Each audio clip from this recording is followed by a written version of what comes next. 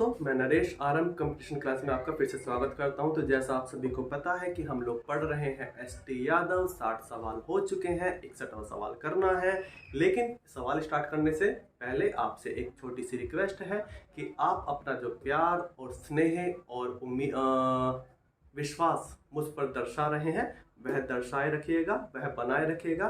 और उसके बदले में मैं आपको एक वादा देता हूँ कि मैं आपका विश्वास, आपका भरोसा कभी नहीं तोड़ूंगा। ठीक है, तो चलिए इसी भरोसे के साथ, इसी विश्वास के साथ और इसी वादे के साथ अपना आज की क्लास शुरू करते हैं। सवाल नंबर 61। तो क्या कह रहा है सवाल नंबर 61? ये कह रहा है कि दो संख्याओं का गुणनफल 9, 3, 7, 5 है। संख्याएं फिर से मुझे नहीं पता है। उसने कहा कि इनका गुणनफल है, संख्या मैंने मान ली है A और B। उसने कहा कि दोनों का गुणनफल है 9, 3, 7, 5। ठीक है, उसके बाद उसने कहा भागफल। तो भैया 9/5 है, यानी कि A/B बराबर 9/5 है। फिर से वही वाली कहानी, पिछली वीडियो में सवाल कराया था। अगर नहीं देखा है तो पिछली वीडियो में देख लेना, उसमें थोड़ा अच्छे तरीके से बताया। आपके बाद थोड़ा जल्दी करने की कोशिश करूंगा। ठीक है, तो बटे में है यानी कि अनुपात में है, और अनुपात में संख्या पूरी नहीं होती है। और पूरी नहीं क्यों नहीं होती है? क्योंकि उसमें से सबसे बड़ी जो कॉमन संख्या होती है उसको बाहर निकाल लिया जाता है, तब जाकर हमारे पास एक संख्या अनुपात में निकल के आती है। ठीक है, अब मैंने वो संख्या क्या किया, उसको पूरी संख्या बनाने के लिए मुझे नहीं पता क्या निकला हुआ है, तो मैंने वो संख्या x मान ली है। तो अब मेरे पास, मैंने इस x को वापस दे दिया है और संख्या मेरे पास पूरी बन गई है। a हो गया है मेरे पास 9x और b हो गया है मेरे पास 5x। ठीक है, उसने कहा कि जब a और b की गुणा कर देते हैं, यानी कि 9x और 5x की गुणा कर देते हैं, तो 9, 3, 7, 5 बन जाता है। काट रहे हैं 9, एक दो संख्या गुणनफल ये है, और बड़ी संख्या को छोटी संख्या से भाग देने पर भागफल 15 है। सॉरी, सवाल थोड़ा सा गलत हो गया था। उसने कहा कि बड़ी संख्या को छोटी संख्या से भाग देने पर भागफल 15 बन जाता है। बड़ी संख्या को छोटी संख्या से भाग देने पर भागफल 15 बन जाता है। मैंने इसको बड़ी संख्या मान लिया है और इसको मैंने छोटी मान लिया। आप कोई भी मान सकते हैं। ठीक है, तो बड़ी संख्या को छोटी संख्या से भाग देने पर भागफल आ गया 15, बराबर बट्टे में मैंने 1 मान लिया है। तो जो अभी अभी चीजें बताई थी वही चीजें यहाँ पर भी होने लग जाएंगी। तो ये मेरे पास बन जाएगा 15x और ये बन जाएगा मेरे पास x, यानी कि a/b।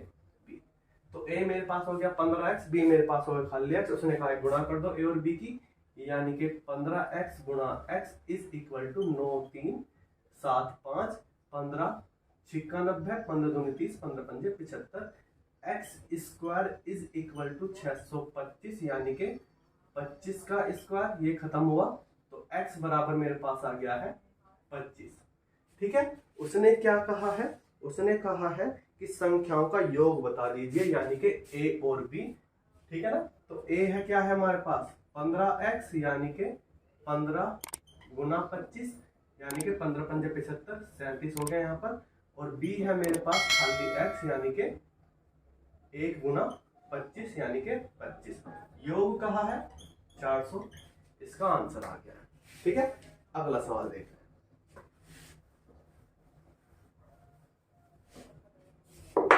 62 कह रहा है कि दो धनात्मक संख्याओं का गुणनफल 11,520 है। दो धनात्मक संख्याओं का गुणनफल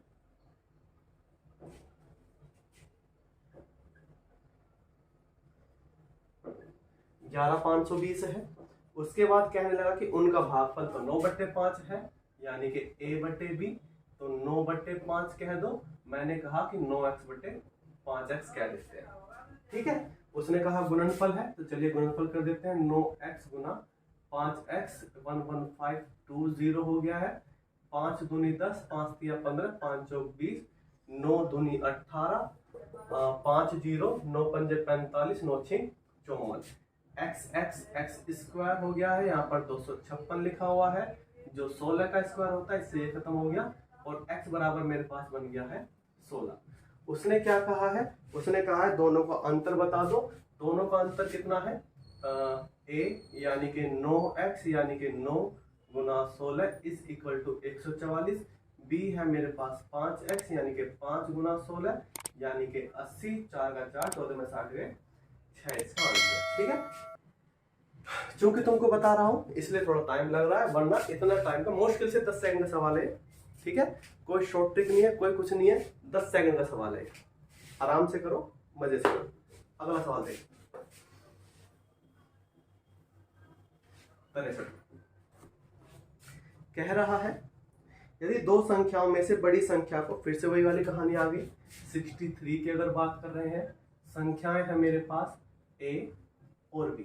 ठीक है, उसने क्या कहा, बड़ी संख्या और छोटी संख्या की बात करी है, मैंने इसको मान लिया है बड़ी है ये मेरे पास, और इसको मान लिया है छोटी है मेरे पास ये। उसने कहा बड़ी संख्या के 3 गुने को छोटी संख्या से भाग देने पर भागफल शेषफल, भागफल शेषफल सबकी कहानी आ रही है, तो इसको फॉर्मूले के आधार पर देख रहे हैं। भाज्य इज इक्वल टू भाजक गुना भागफल प्लस शेषफल। ठीक है, तो उसने कहा बड़ी संख्या के 3 गुने को भाग दिया जा रहा है, तो वो 3a हो गया मेरे पास।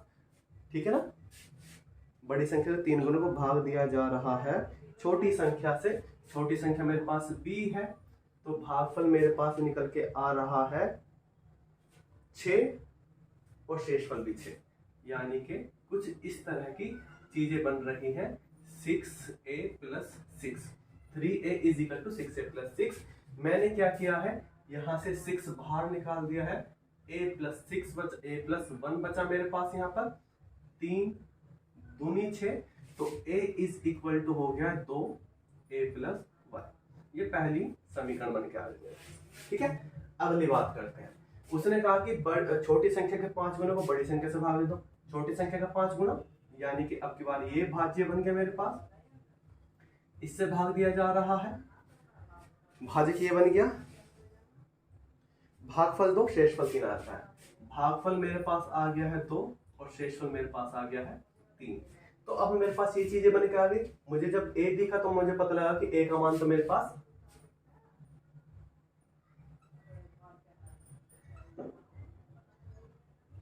ठीक है, a का मान क्या है मेरे पास 2b प्लस 1, या इसको कह सकते हैं कि 2b प्लस 2, यही तो है मेरे पास, तो मैंने a का मान रख दिया यहाँ पर, तो ये हुआ है मेरे पास 5b is equal to a की जगह पर 2b प्लस 2 इंटू 2 प्लस 3।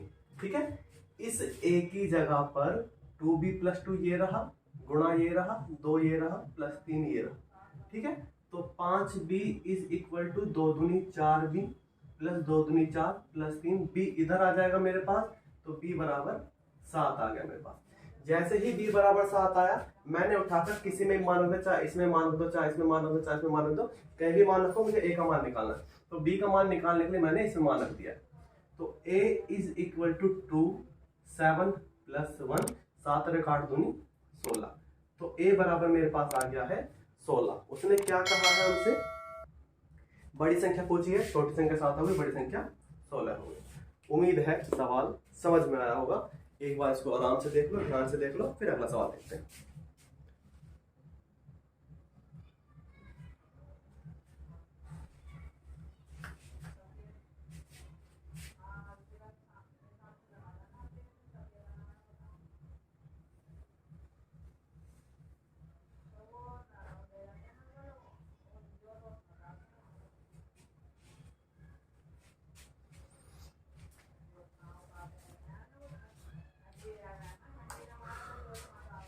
ठीक है, देख लिया,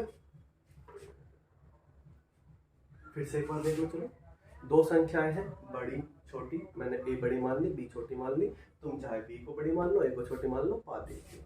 उसने क्या कहा कि बड़ी संख्या के 3 गुने को भाग दे रहा हूँ छोटी संख्या से, भागफल और शेषफल सब आ रहे हैं, तो मैंने इसको चलो सोचा कि चलो इसको फॉर्मूले का आधार पर करते हैं। फॉर्मूला क्या है, भाज्य इक्वल टू भाजक गुणा भागफल प्लस शेषफल है। जिसको भाग दिया जा रहा है वो भाज्य होती है, जिससे भाग दिया जा रहा है वो भाजक होती है, और जो भाग होने के बाद आता है वो भागफल, और जो बचता है वो शेषफल। ठीक है, तो यहाँ पर उसने बड़ी संख्या के 3 गुने को छोटी संख्या से भाग दिया, तो भागफल मेरे पास 6, शेषफल मेरे पास 6 आया, तो ये 6b हो गया प्लस 6 हो गया, यहाँ पर भी 6 है, यहाँ पर भी 6, मैंने कॉमन निकाल दिया, तो b प्लस 1 बचा, 3 से काट दिया, 3 दूनी 6, तो a बराबर आ गया 2b+1, या इसको कह दो 2b+2 आ गया मेरे पास। अगली लाइन उसने कही कि छोटी संख्या के 5 गुने को बड़ी संख्या से भाग दिया जा रहा है, तो भागफल मेरे पास 2 आ रहा है, शेषफल मेरे पास 3 आ रहा है। मुझे a पता, a दिख रहा है, a का मान भी मुझे पता है, मैंने मान उठाकर रख दिया a का, 2b+2 इंटू 2 ये रहा, +3 ये रहा मेरे पास, ठीक है। केवल इस a की जगह पर मैंने ये वाला मान रखा है, इस a की जगह पर ये वाला मान ये रहा, गुणा 2 ये रही, +3 ये रहा, 2 किस में गुणा हो गई, 2 दूनी 4b प्लस 2 दूनी 4 +3 मेरे पास ये रहा, b एक तरफ आ गए, 5 में 4 गया, खाली 1 भी बचा, 4 और 3 7, b का मान मुझे 7 पता चला। उसके बाद मैंने b का मान उठाकर रख दिया है 7, 7 और 1 8 दूनी 16, तो a का मान मुझे 16 पता चल गया। उसने बड़ी संख्या पूछी है, बड़ी संख्या 16 होगी। 64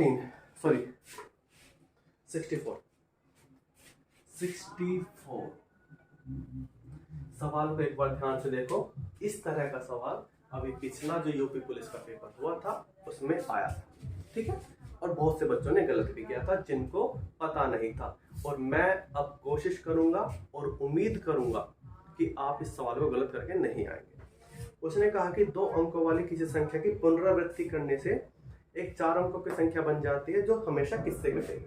मतलब ये कहना चाह रहा है, एक 2 अंकों वाली संख्या है, कोई भी संख्या हो सकती है, मान लीजिए वो संख्या है मेरे पास 23, इसको दोहराया उसने और एक नई संख्या बना दी 23 4 अंकों की, ठीक है। या जैसे मेरे पास एक 61 है, 2 अंकों की एक संख्या है, उसने क्या करा, इस 61 को दोहराया और एक नई संख्या बना दी 4 अंकों की, ठीक है। तो इस तरह से जब कोई संख्या बन रही है तो कह रहा है कि ये जो सारी संख्या है निम्न में से किससे कट जाएगी। हमेशा ध्यान रखना इस चीज के लिए, नोट कर लेना चाहिए इस बात के लिए कि 2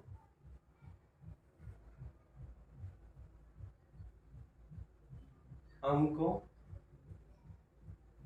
से बनी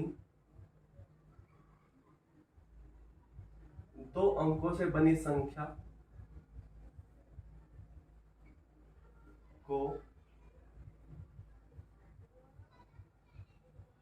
दोहराने से बनी 4 अंकों की संख्या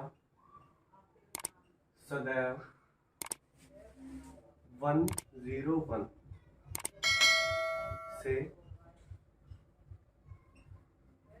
विभाजित होगी। इसको नोट डाउन कर लो इस बात को कि 2 अंकों से बनी एक संख्या को दोहराने पर बनी 4 अंकों की संख्या सदैव 101 से हमेशा विभाजित होगी, 101 से हमेशा विभाजित होगी। आप भाग दे देख लेना इसको भी, या जो किताब में दिया हुआ है, किताब में दी हुई है संख्या 37 और एक और है मेरे पास 63, भाग दे देख लेना, कट जाएगा हमेशा, ठीक है। अगला सवाल देख लेते हैं, 65वां।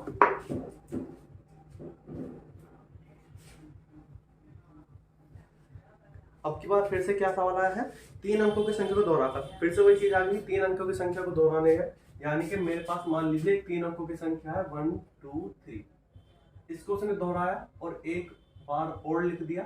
अब ये मेरे पास 6 अंकों की एक संख्या बन गई। कोई भी संख्या हो सकती है, 8 7 3, 3 अंकों की संख्या है, इसको दोहराया 8 7 3, 6 अंकों की संख्या बन गई। तो इसके लिए भी नोट डाउन कर लीजिए कि 3 अंकों से बनी संख्या को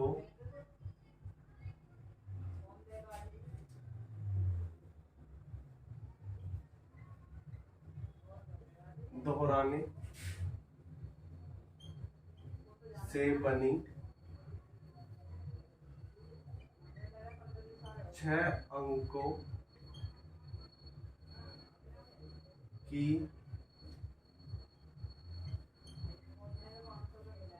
संख्या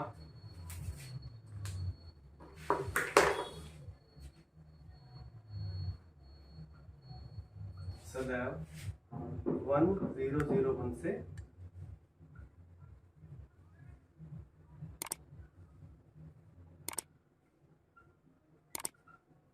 विभाजित होगी।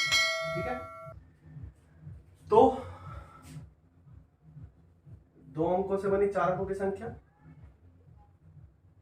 ये विभाजित होगी 101 से, और 3 अंकों से बनी 6 अंकों की संख्या, ये विभाजित होगी 1001 से। इनको याद रखना, ठीक है, और भाग दे देख लेना अगर मन करे तो, वरना याद रख लेना। सिर्फ ऐसे ही आएगा कि निम्न में से कोई भी संख्या 2 अंकों को दोहराकर 4 अंकों की बनी है, किससे विभाजित होगी, बस ऐसे ही पूछेगा, ज्यादा कुछ नहीं पूछेगा। ठीक है, तो उम्मीद है कि सवाल अच्छे लगे होंगे। सवाल तो अच्छे होते ही हैं, आंसर और उनको करने का तरीका अच्छा लगा होगा। अगर अच्छा लगा है तो वीडियो को लाइक कर देना, शेयर कर देना, सब्सक्राइब कर देना, और अच्छे तरीके से पढ़िए, क्योंकि यूपी पुलिस की वैकेंसी आने वाली है, लेखपाल आने वाला है, उसके बाद एसएससी ने अपना कैलेंडर जारी कर दिया है, तो एसएससी के एग्जाम भी होने वाले हैं। ठीक है, तो अच्छे तरीके से पढ़िए, मैं भी आपको अच्छे तरीके से पढ़ने की कोशिश कर रहा हूँ, और जो कुछ भी कमी आपको दिख रही है वो आप कमी मुझे कमेंट में करके बताइए, क्योंकि जब तक आप मुझे नहीं बताएंगे तब तक मैं उस कमी को दूर नहीं कर पाऊंगा। ठीक है, तो आपके अच्छे फ्यूचर की उम्मीद के साथ फिर मिलेंगे। धन्यवाद।